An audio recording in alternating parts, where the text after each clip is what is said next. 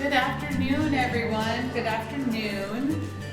For those of you who don't know me, I'm Mary Angela, the director of the Center on the Hill. It's so nice to see all your smiling faces today. Thanks for coming out. It is my great pleasure to kick off our Forum on the Hill series for 2024 today with our speaker, Brett H. Mandel. Brett is a Philadelphia-based writer and consultant who engages in civic activism, government reform, when he is not serving as chief financial officer and utility player for his startup, Baseball BBQ. He has also served as the executive director of the National Education Technology Funding Corporation, executive director of the Citizens Organization, Philadelphia Forward, and director of financial and policy analysis for the Office of the Philadelphia City Comptroller. So please join me in welcoming Brett Mandel.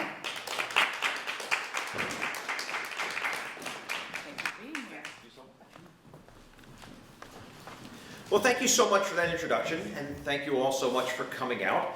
It is a lovely, lovely day today. Yesterday, of course, was miserable, so I was very happy to be coming up here on such a beautiful day. I thought I would tell you a little bit about my book, Philadelphia, Corrupt and Consenting. Read a couple of parts of it, maybe give you a little bit of perspective that you can't get from reading. Answer any questions you might have, and then, of course, I'm happy to hang around and talk or sign books or anything else.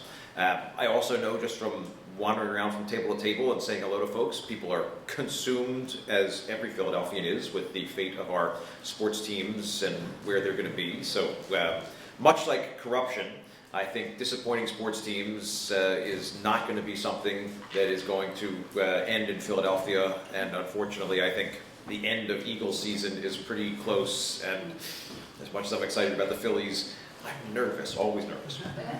Well, anyway, I wrote a book called Philadelphia, Corrupt and Consenting.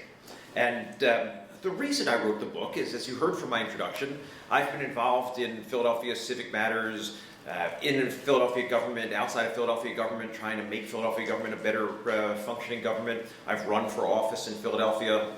And I think my ultimate frustration is that too often the root cause of everything that is wrong in Philadelphia, the underperforming schools, the crime, the poverty, is that the government too often functions not for the greater good, but for the private interests, and that there is a corrupt reason underlying so many of the problems that we face.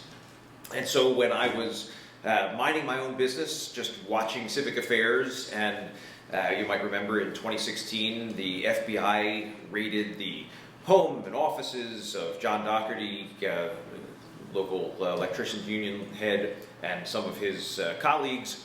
I thought, this is certainly going to be a significant episode in Philadelphia history. This is going to be a significant trial, and if it turns into convictions, a shock to the system. I think there's a larger story to tell here. I think that there is more than just John Doherty and Bobby Heenan and their associates. I think this is going to show what is endemic and systemic with Philadelphia corruption. So I started writing the book then, knowing that the history would play out. And little did I know the history would play out for a lot longer than I thought, between the fact that the raids happened in August of 2016. Indictments didn't come until January of 2019, and then with delays in the trial and the COVID pandemic, there wasn't a conviction until November 21.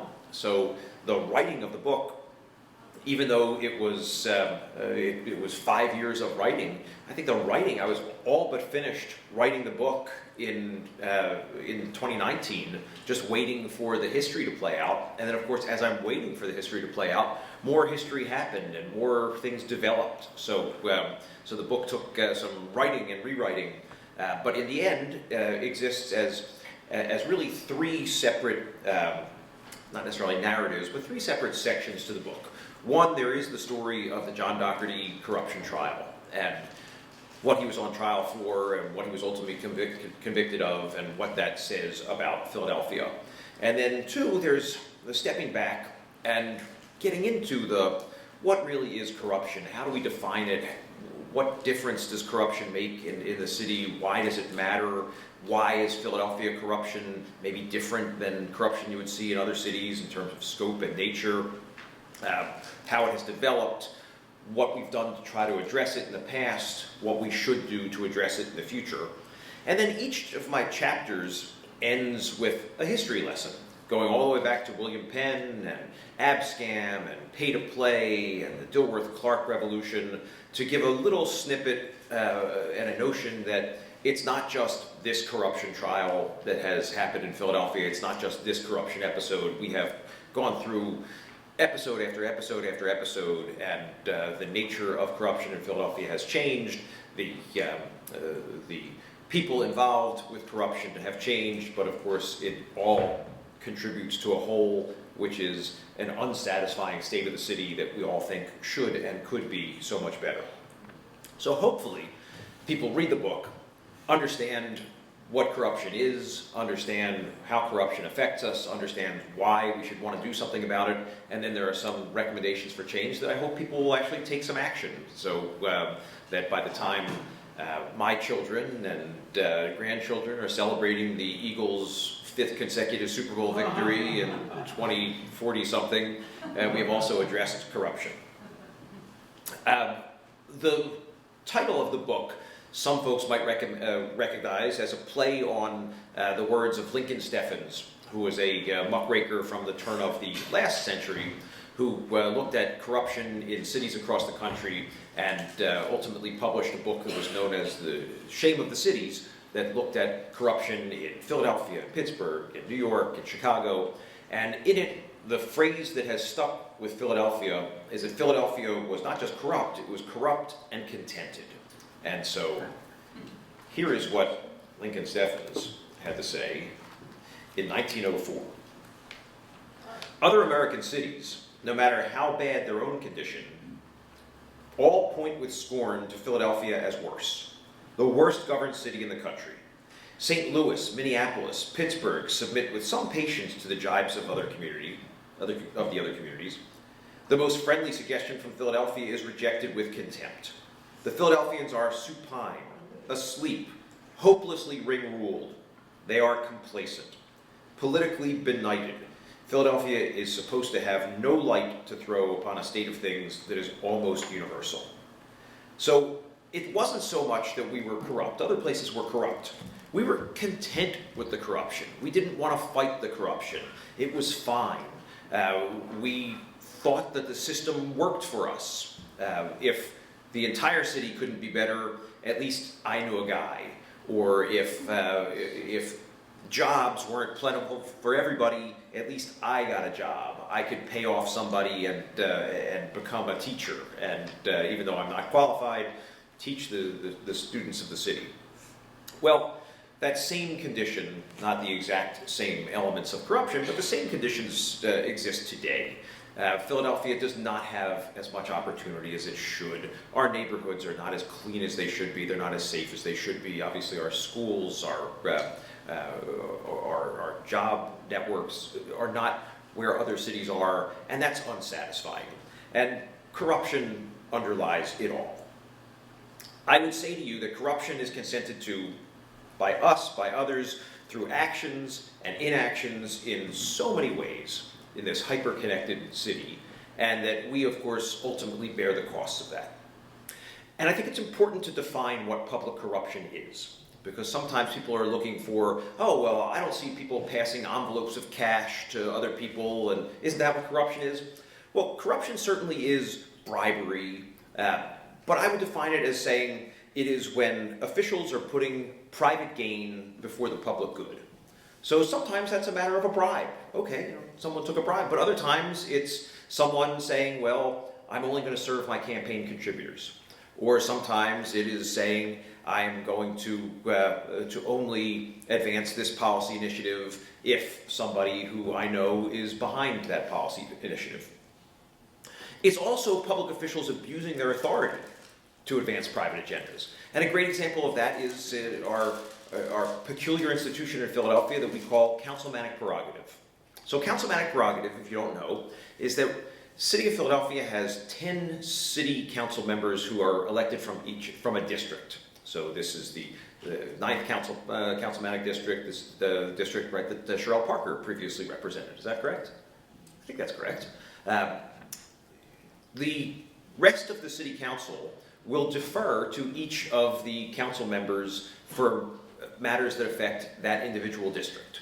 So if you're talking about changing parking on a street or disposing of a city property from the city property holdings, it won't move forward unless the district council person is on board with whatever the plan is. Well, that means that there are 10 people in the city who essentially get to decide what's going to happen within their council district, and everybody else will defer to them.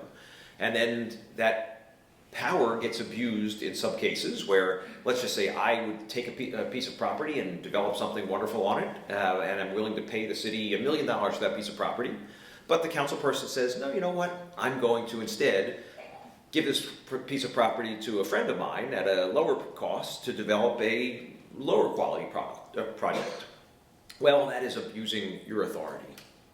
Finally, and I think most hard to see, but perhaps the most nefarious, is when public entities, official systems, operate in a way that is perverted because we are excluding us from an official process, or there exists an official process, but there's really a behind-the-scenes process that will then, again, put private interests in front of the public good. Some examples of this, I would say, are systems that you might be familiar with, others are not. Our city's system of real estate assessments. As you may know, what's supposed to happen is that every single year, our properties are supposed to be assessed for real estate tax purposes and valued at just about what you could sell your property for, what it would be worth in the open market to an unmotivated buyer, an unmotivated seller. But if you look at property values in Philadelphia, for decades, for generations, we have not assessed well, we've not assessed regularly. So across Philadelphia, you and I may have a house that's worth $250,000, but you might be paying twice the amount of taxes I might be paying. Or even worse, I might have a house that's worth $1 million, and I'm paying less in taxes than you are on your house that's worth $250,000. Well, that's bad. And the fact that this exists as a systemic problem is not just because we're incompetent, it's not just because we've ignored this problem, we have allowed it to fester, we know who benefits from the system, we know who doesn't benefit from the system. Another recent example of this, you may have seen Washington Avenue in South Philadelphia. We had been talking for years about making Washington Avenue more safe. Well, there was all kinds of processes. What should we do? Here's what the official recommendation is. Here's what public safety officials think we should do. The council person who was in charge of that district, or who was elected in that district, who is now our city council president, threw out all of that and decided to substitute his own judgment. And so now we have a system where on the east side of Broad Street, we have a street that has been improved with safety measures that is largely thought of to be safe, and then a street on the west side of Broad Street that is unsafe, and recently there was a fatality of someone crossing the street who unfortunately was the victim of a corrupt process that resulted in an unsafe city. So of course, that's the ultimate problem, right? It's not that we're corrupt, it's that there is a cost to corruption. A corrupt government is going to be more expensive. A corrupt government is going to be less effective. A corrupt government is going to run systems that are unsafe. People are going to be harmed by this, and that's why we should do something about it. We have real costs in terms of financial burdens, in terms of lost opportunities. We have real harm in terms of people are harmed, some people die. I tell the story in this book about one particular case, but as you read it, you see countless examples of this initiative went forward and cost us a little extra money. This initiative didn't go forward that could have helped us. This initiative raised the cost of such and such. This initiative happened and did not permit some other beneficial project to go forward. It is a cost that we all bear. Why, though, has this happened? And I know one of my friends tonight asked me the question of, it seems that there are that corruption exists in old cities and maybe not in other places. And so I dig a lot in the book about the why. And yeah, there's something to that. Philadelphia, Chicago, New York, Baltimore, older eastern cities where the transactional nature of politics was something that sprang from the birth of Jacksonian democracy and parties that grew and understood that you had to compete for votes, and to win votes you had to offer spoils to create loyalty among party workers, and then of course once in office you had booty to distribute. That is an older Eastern United States kind of thing. That is much less. If you go to Kansas, they don't have that kind of tradition. If you go to Salt Lake City, they don't have that kind of tradition. But Philadelphia also has taken it to another level where the corruption is so collegial. And that's in part because we're all so connected here in Philadelphia. This is a small, big city. Everybody knows everybody. We're also a city that has been a one-party city. First a Republican city from the time of Lincoln to the early part of, or the mid part of last century, and then Democrat ever since. So there's not really a competition between groups. There is a competition within groups, but again, it's more collegial because it's not a zero-sum game. The red team isn't trying to kick the blue team out. Everybody's just trying to keep the blue team in there, but get what's theirs. And in this system, I think people grow up knowing that you're not supposed to rock the boat, grow up knowing that, well, as long as I can get on the inside, something good can happen for me. We know that it is good to know the law, but in Philadelphia, it is better to know a judge. Last century, a pretty bright person by the name of C.S. Lewis, who you may know from the Chronicle of Narnia's book, gave a speech to Oxford University students that I think captures the essence of what collegial corruption is. And he says it much better than I do, so I quote from him. He says that this is what will happen to you in your career, speaking to young people who are graduating at Oxford. He says, obviously bad men, obviously threatening or bribing, will almost certainly not appear.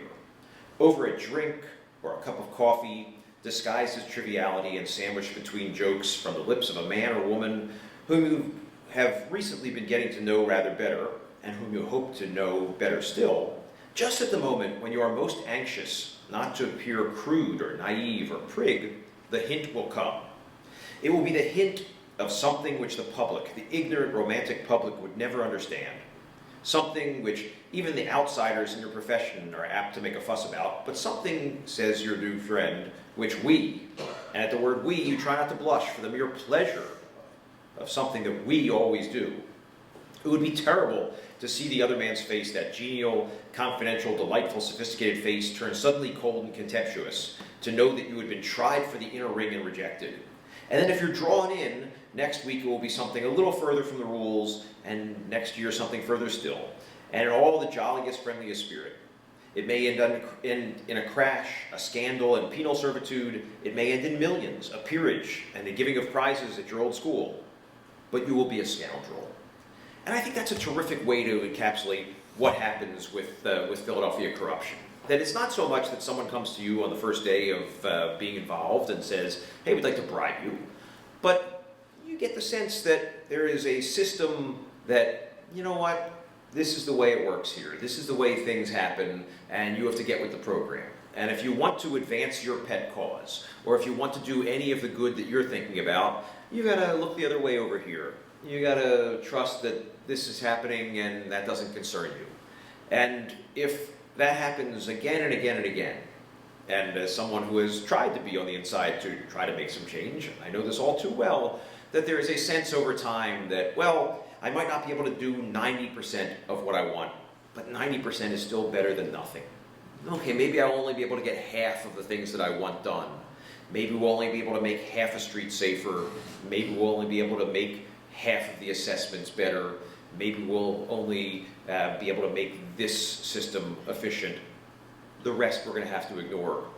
And I think after a time you turn around and you say, it wasn't 90% that we got done, it wasn't 50% that we got done, it wasn't 10% that we got done, we didn't get done very much. To make change, I think we have to understand a few things. We need to recognize corruption for when we see it, and if we're only on the lookout for shakedowns or bribes being passed and envelopes full of cash, I don't think you're going to see that. I mean, certainly that has been the case in history, and there are some very colorful stories, and many of them I recount in my book, of people being bribed. And if you've been following the case of the senator in New Jersey who really did seem to be getting cash and gold, that's the exception. That's not the rule. What you see is money is the mother's milk of political campaigns, and so campaign donations being given freely, and then favors being given for donors. And as long as you don't put the quid right next to the pro quo, as long as nobody comes to your office and says, Senator, I would like to give you a contribution of $1 million, and in exchange I want you to do something dirty and nefarious for me, as long as that, again, quid and the pro quo are kept far enough apart, it's legal to give donations, it's legal to make policy changes as an elected official. Lots and lots of exchanges happen that we just don't see. If we're, again, looking for bribes, you're not going to find so many bribes. But if you're looking for systemic contributions and favoritism, you see that constantly. Similarly, arguing whether corruption is better or worse than it was is pretty counterproductive.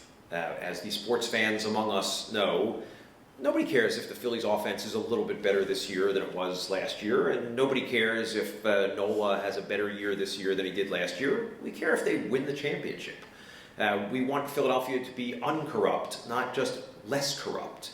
And saying something like, oh, if you think it's bad now, Brett, you should have seen back in the pre-1951 charter days when you had to pay $100 to become a policeman and pay $500 to be promoted to captain. It is, only my mom cares if I am marginally better.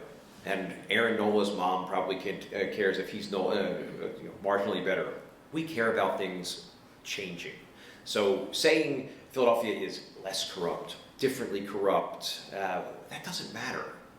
Philadelphia has a corruption problem, period. We should want to fix it whether, no matter how it compares to corruption in the past. Similarly, norms change and laws change, and what we accept changes. Whatever the laws were in 1950, bribery existed. Whatever the laws are now, quid pro quos exist. Just simply saying, well, so-and-so did something that was legal doesn't necessarily mean it wasn't corrupt. Saying something was corrupt doesn't necessarily mean it was illegal. Again, we have a council president who is going to be the second most powerful person in the city. He stood trial for corruption offenses. He was found innocent. There can be no question that what he did, what he was accused of doing, was corrupt. The facts were that corruption took place. The question of whether that corruption was against the law, a jury said no, that was okay. But there was no question that the council president put private gain in front of the public interest, even his own personal gain. There's no question that he abused his authority using councilmanic prerogative to put the private interests in front of the public interests. What did he do? Councilman Kenyatta Johnson, not the subject of my book, but Councilman Kenyatta Johnson was involved in a case where a nonprofit organization hired his wife to be a consultant for a matter that was about property distribution in his district. And he, using his the practice of councilmanic prerogative, decided that properties would be disposed the way he wanted, regardless of how anybody else felt about it, and the rest of the council goes along with that. And he didn't disclose that he had a personal financial interest involved in the matter, and certainly when the rest of the council voted on this, he said, you know, I endorse this, let's vote for it, no one knowing that his family, that he was benefiting from this. Again, a jury decided, no, you know what, the nonprofit paid the councilperson's wife, she did work, that's, you know, what are you going to stop her from working? But again, there can be no question that that's a corrupt bargain. And had the councilperson stood up and said, look, council members, everybody should know that I got a little bit of money because of this deal, I'm sure some people, or at least some of us, might have said, I'm not so sure we like that. But a jury of his peers decided that that was legal, but still corrupt. So as norms change, as laws change, we still have to be conscious of the fact that we have to keep our eye on the ball and look at when the public good is being done and when the private interests are winning. Similarly, we can't leave it up to other folks. The institutions, whether it's government watchdogs or nonprofit watchdogs or political actors, have proven insufficient to make change. We have to demand better. We can't allow the ones that we like to continue to turn their heads and allow the ones that we necessarily don't like get away with murder. Again, in a system where we are all connected to each other, it is heartbreaking to know that the most righteous reformers and the most wretched corruptors are usually connected by one degree of separation, a common donor, a common friend, sometimes working on the same side of a policy argument. So if we are going to get a city that functions properly, if we are going to get a city that functions for the public good, not the private interest, we have to want a city that is going to function properly much more than we want something personally for us, because too often that shortcut exists. We would love to fix all the schools, but you know what? If I could get my kid into a good school, I'll stop complaining. We want the entire city to be safe, but you know what? If I can pick up the phone and call the police captain, get something done in my neighborhood, at least that's okay. We have to stop turning our heads and saying, that's only affecting Germantown, that's only affecting Nicetown, that's only affecting Bartram, that's only affecting Northeast High. We have to say, you know what, we want the entire system to actually work and work for everybody. We need a mayor, we need a city council who are going to stop turning their heads and work together to make some big change. We need a political party that is going to be an anti-corruption agent, and we need to make sure that everybody is a part of it. Because frankly, hoping that somebody else is going to do something about it is just folly. The way I conclude the discussions about the John Doherty case after he and Councilman Heenan were convicted of corruption offense and sentenced to prison. Bobby Heenan has already started his prison sentence, as some of you may know. John Doherty has not. John Doherty actually had to sit for a second trial where he was found guilty of embezzling from his union, and he is awaiting sentencing there, although he might still avoid going to prison because he has a third trial involving a physical altercation that he was involved in that he still has to stand trial for. So I might come back here 10 years from now to talk about a Super Bowl victory or the progress on my corruption and find that Doherty is still not in prison. But my take on the results of the trial was this. As a glimpse at Philadelphia's politics at its most raw state, the trial showed that the public of public policy is little more than an afterthought to many in power in Philadelphia. It demonstrated how touchable Philadelphia government is at the highest levels. But after the trial, there was no promise of anti-corruption laws or reform measures from elected officials or civic leaders. In other cities, recent corruption scandals were followed by changes in law or practices or other appreciable action steps. In Philadelphia, the conviction of one of the city's most powerful political figures and an influential council member led to no reform movement or reckoning. What followed was only the sense that another one of us was following a well-worn path from public prominence to prison. the confidence that the corruption and its toll on Philadelphia would continue, and the certainty that, without change, it would surely happen again. That's, I think, the unfortunate punchline of the book, and that's why we all have to be involved in an effort to make some change. Because if we can't count on our elected officials, our nonprofit institutions, our watchdogs, our media to stand up against those who are engaging in corruption and do something about it, then we need to form a different us to belong to, so that our us can actually have a city that focuses on the public good and build the city that you, that I, that our kids and grandchildren deserve. I, of course, hope you pick up the book and read it. I recommend it to others. I firmly believe that all the things that are wrong with Philadelphia, underlying all of them is the corruption. And if we don't do something about the corruption, it is exponentially harder to do anything about everything else.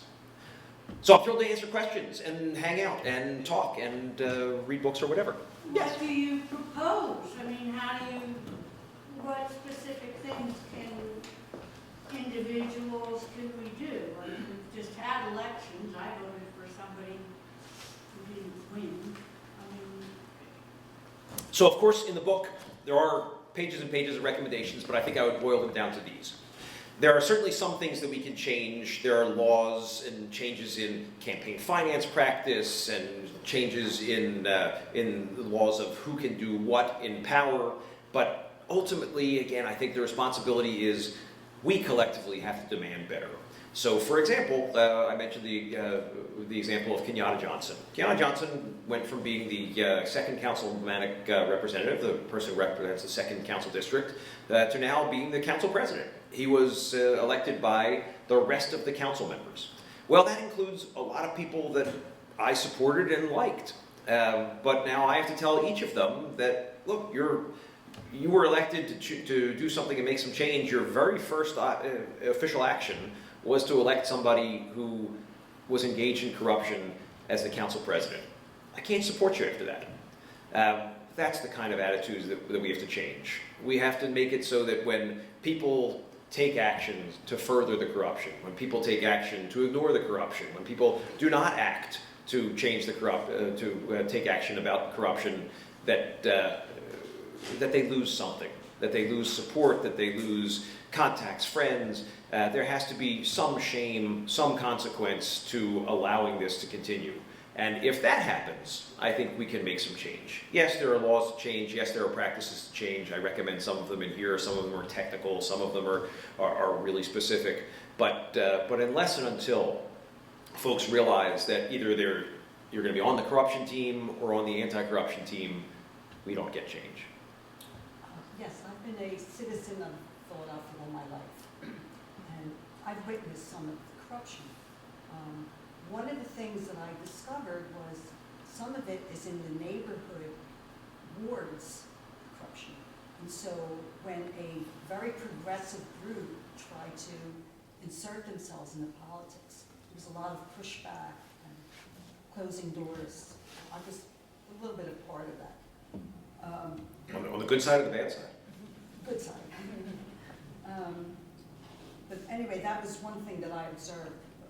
My question, I guess, I'm concerned about the poverty that exists in the minority areas of our city. Really bad. I mean, you can see it with your eyes if you drive through the areas. How do you account for that when they seem to be well represented now in council? So if you didn't hear the question, first the comment that corruption, of course, exists from high down into neighborhoods, into neighborhood political levels. The specific question, though, was about poverty in the city. And when you look at poverty, where it's concentrated in areas that are well represented politically. The last council president was from the 5th Councilmanic District, North Philadelphia, one of the poorest parts of the city. The mayor before Nutter, John Street, represented that district when he was in city council. So it's not as if, as you correctly point out, it's not as if, well, the people who are underserved by the city the most, well, they just don't have effective representation. or they are marginalized because they are from a different party. No, they're from the same party that I belong to, that I would dare say most of us belong to. All of us would profess that we care about that neighborhood. Well, one of the things that's mentioned in the book often is the failure of the Philadelphia building trades to integrate, and the failure of the Philadelphia building trades to include minorities, women among their members. And so when you look at a building project in Philadelphia, you are largely going to see white faces. You're also largely going to see suburban faces among the people who are building the city. This in a city with far too much unemployment, far too much need. This is not a secret. Everybody knows that the building trades has circled the wagons and have resisted efforts to integrate for decades and decades. There is, promise after promise has been broken, deal after deal has been broken. Every time there has been an effort to integrate the building trades, yes, we're going to do something, and then you look at the building trades membership X number of years later and say, the building trades is still 90% white in some places. It's still 90% male in some places. Well, John Doherty, who was the head of the electricians union and then was also the head of the building trades, worked very hard to make sure that the politicians were okay with this, that this was part of the status quo in Philadelphia, that as long as you don't push too hard to change this, there will be political support, there will be financial support. Again, as you point out, it is not because powerful people do not represent areas in Philadelphia that have need. It is because powerful people in Philadelphia have gone along with the status quo for too long and said, okay, I'm going to accept this level of suffering as long as whatever it is that they think is important, whether it's their own personal re-election or maybe a pet project, moves forward. And again, I would submit that you make those choices in power, consciously and subconsciously, to say, well, I'm never going to end poverty, but I can get some jobs for some people that I care about. Or I'm never going to end systemic racism, but there's a school that I want refurbished, that at least we can get that school refurbished. And I think, unfortunately, then you turn around after years and decades and say, all right, maybe I've helped out a couple of my pals, or maybe I've advanced a few pet projects, but as a city, as a people, as a whole, we have failed. Yes, sir. Do you think the proposal to build the Sixers arena in the Chinatown area, Center City, is an example of corruption unfolding before our very eyes? I don't know that I would call that corruption, because, again, I would say that the corruption is putting the private interests in front of the public good. If you're going to define the fact that, certainly the Sixers and their owners are going to benefit from this project, and if you want to say that it is a project that politicians would say yes to benefit private interests, even though it's not good for the city, I think my take, at least on where an arena should be located, if you told me that the neighbors were fine with it and that everybody liked the idea, I think a Center City arena is better for the city than a not Center City arena. I think the fact that the Sixers at least say that there's not going to be any public money in the stadium, in the arena, is a much better deal than, frankly, any of the deals that I've seen out there for other projects. I was in the city controller's office when the Eagles and the Phillies were doing the stadium finance deal, and as much as I love the Eagles and the Phillies, the idea that the city was putting in hundreds of millions of dollars that was going to enrich Jeff Lurie and the Phillies ownership was appalling to me. So I think if you look at that as a question of what is the public good, if the public good is that private interests are going to invest $1.5 billion to revitalize a failing mall and turn it into a vibrant entertainment center, maybe that is the public good. If you look at it and say that that's not the public good and that the residents don't want it and it's going to throttle traffic and it's going to make a dead area even more dead only to enrich a couple of people, okay, I'd listen to that argument. But I don't think that anybody has made any pretense about what's going on. The Sixers want to build their arena. The building trades unions, of course, want to support that because they want the jobs to go along with building that arena. There's a robust public policy debate about, is this a good thing or not a good thing? If in the end our politicians choose one way or the other, you could say that they were maybe worried about their own private interests or that they defied the public interest. But I think that this one is happening out in front of us and will move forward or not move forward based on some measure of political will. And I probably think it's going to, just because, at least in part, the people who want to have it built were supporting the mayor who was elected. You mentioned that Lincoln Steffens, that he wrote about all these other cities were also corrupt, but they looked at us as being the worst or whatever. Did any of those cities clear up their corruption or improve? Right? Are there any examples anywhere that we can look at and say, this is an example of how a city or a state or whatever can change this corruption problem? Yes, I think unfortunately for Philadelphia, there are examples of, well, you could do this, you could change these laws, you could change these practices, but most important, it's you can change these attitudes. So in a lot of those other cities, the party in control flip-flopped back and forth. Reform movements grew and led to some political change. In Philadelphia, of course, we had our major reform moment in 1950, 51, when Dilworth and Clark were elected and the Republicans were cast out and the Democrats and the new charter came in and made some real fundamental changes. But then, of course, we reverted to our old ways and the same people who were corrupt Republicans became corrupt Democrats. There have been some recent corrupt scandals in Baltimore. You may have heard the mayor was involved with a scandal where the mayor had published a children's book, and a hospital interest, the board of a hospital interest, I believe, got together and bought lots and lots of copies of this book. Many of those copies didn't actually even exist, so there was a bribe happening. Well, not only did the mayor did this come to light, but the council demanded the mayor resign, and the mayor did resign. And then they changed some laws and changed their city charter to change some of the powers of the elected officials. So that was a pretty big scandal in Baltimore. It led to real change. We had this pretty big scandal in Philadelphia. No change, no laws being put forward. If you asked any of the council members, the mayor, what do you say about the Doherty and Heenan conviction? What needs to change? The reaction was, I feel bad for them. They're my friend. We've worked together for years. They've done so much good for the city. This is sad. Real change can happen, and I think that's why in Steffens' day and in this day, Philadelphia still is corrupt and consented to Lincoln Steffens, corrupt and consenting to Brett Mandel. You mentioned that you at one point ran for office. Could you elaborate on that? Sure. I ran in 2009 and 2013 on the Democratic Party as a city controller candidate.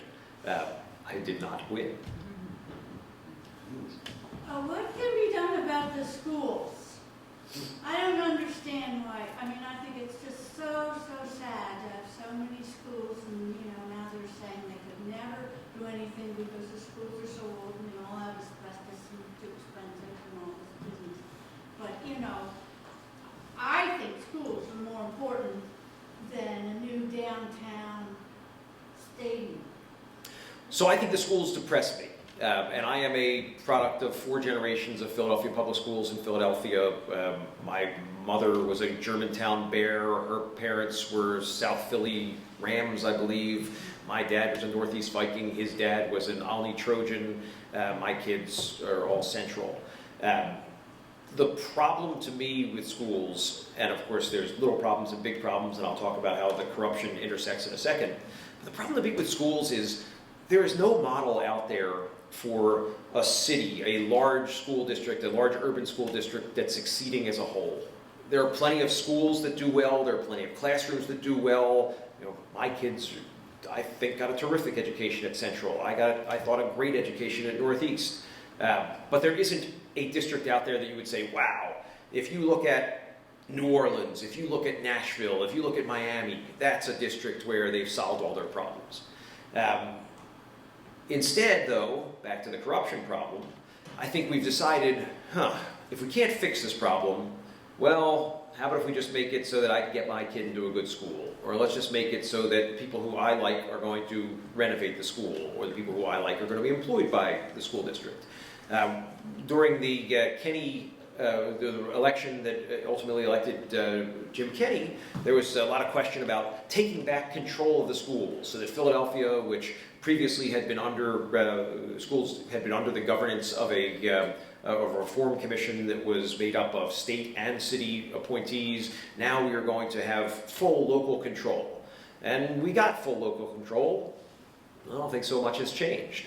I mentioned the assessment issue in Philadelphia.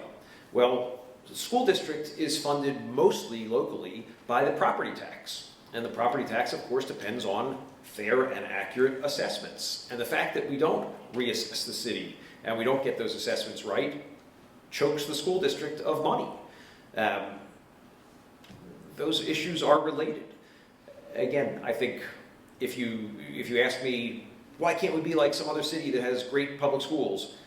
There isn't another city with all great public schools. Again, Philadelphia has some really good public schools and some really good teachers and some really good classrooms. But that model doesn't exist. Unfortunately, I think because that model doesn't exist, it allows us to say, well, we can't fix things, so how about if we just make sure that we take care of these folks, we take care of this, we make sure that these folks are happy over here. And that's not just a problem with the school district, I think that's a problem with so many other places. Women's Medical College of Pennsylvania, East Falls, Henry Avenue, became Medical College of Pennsylvania, and it had a collapse when I think the chief executive officer somehow scooped up, I think the number was $435 million and went to the Cayman Islands with it. And how do you, this is white collar crime, not Philadelphia government, but just a culture that somehow allows this to happen. And in Valley Forge, there was an investment house, Hibbard Brown, where on the weekend, Hibbard scooped up all the investors' money and went to the Cayman Islands with it. This stuff is happening, and I sure wish somehow the internal controls of the corporation didn't let this happen. I just thought maybe we need to have an extradition treaty with the Cayman Islands so we can get these people their money back here. Certainly, crime exists, greed exists, and some people are going to do wrong. In the very introduction of my book, I mentioned this story. I thought this was a fun story to start my book out. When I was about 6 years old, my pop-pop, my father's father, was in the hospital following a heart attack. I heard my dad commenting to somebody about an unexpected benefit from this unfortunate situation. Pop-pop shared a room with a mobster, and the friendship they developed during their convalescence meant that my family was now connected. We had a guy we could ask for a favor, who could deliver. In a clubby, who-you-know town, we now knew people, and to them, we were suddenly one of us. Beyond that revelation, the facts are hazy, but the lesson I took was a sense that in Philadelphia, you need connections.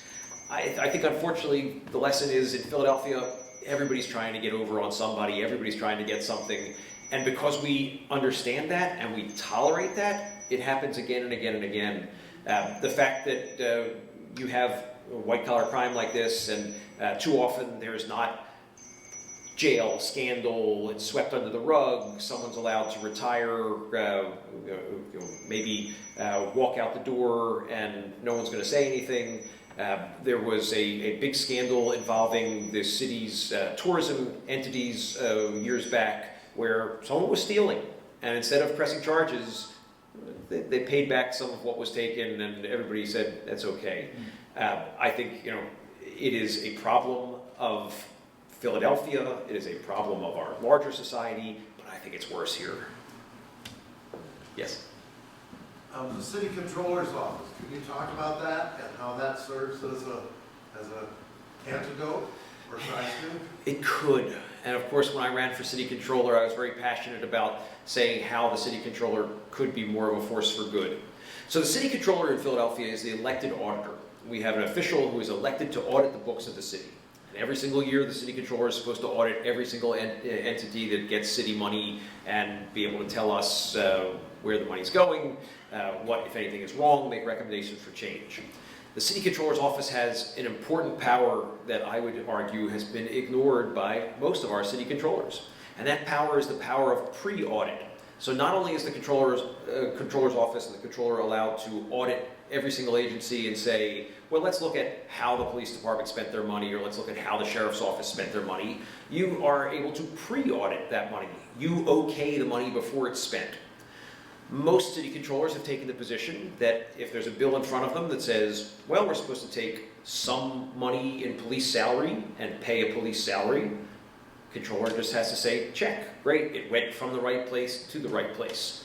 I would suggest that the controller's office has a much more important role to not only look and say, did the money go from where it was supposed to go to where it was supposed to go, but also maybe look and say, here's an area where we found corruption, where we found problems, where we found misspending, malfeasance in the past. So we're not just going to check and say, yeah, okay, spend it. We're going to require some additional supervision. We're going to require some additional documentation. We want you to tell us, make sure that we know that this money is going to be spent well. The other thing the controller's office could do is, because of that power, and because not a dime in the city can be spent before the city controller says, yeah, go ahead and spend it, the city controller can show us where every single dollar is going. And too often, if there's a scandal or if there's a problem, it happens because something happened years ago. Oh, this money was misspent. The controller's office could show you. I mean, the city could show you this, but the city doesn't want to. But the controller's office could show you, just like you get your credit card bill at the end of the month, or just like you look online and see how your 401k is doing or anything. You could see in a second, probably on your phones that you have in your pocket right now, exactly how much money you have in your bank, exactly which checks have cleared, which checks haven't cleared, how any of your investments are doing, what your Netflix subscription is, and when the next time you pay that bill. We could have access to that information. We could see every single dollar as it's being spent. We could intervene and stop some dollars before they're spent. Is that public knowledge? No, because the city doesn't make it public knowledge. That was one of the major planks of my campaign, was that I would show you the full Monty budget. I would show where every single dollar is coming from, where every single dollar is going, and that I would be an activist city controller, that I would use the power of pre-audit to stop problems before they start. The controller could do that. Controllers haven't done that. That seems like a no-brainer, I guess they. I guess to more than 50% of the Democratic Party electorate, it was a no-brainer to say no to that. Yeah. How would you like me to proceed to sit and talk and sign books if you'd like? Good. Again, thank you so much for coming. I appreciate you listening to my rants. I certainly would appreciate it if you read the book and recommend it. And more important, I certainly encourage you to get involved and make some change and say, you know what, we really need to have a better city, an uncorrupted city. Thanks. So if we, And go Birds. if we citizens started demanding that the comptroller's office do that, because probably a lot of us didn't even know that that could happen, would that would put pressure, right? Sure. And then maybe we'd get somewhere. Controller Christy Brady. Yeah. Call her up. 686-1776. Ask for Controller Christy Brady. All right, thank you. And Thank you so much.